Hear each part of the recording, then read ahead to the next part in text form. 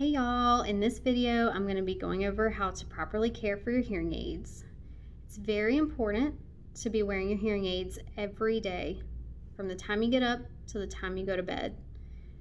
You should not get your hearing aids wet, but we're all human and accidents happen.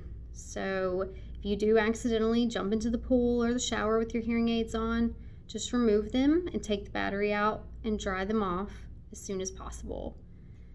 A drying jar like this one is great to have on hand when things like this happen. Just be sure to follow the directions carefully on the jar.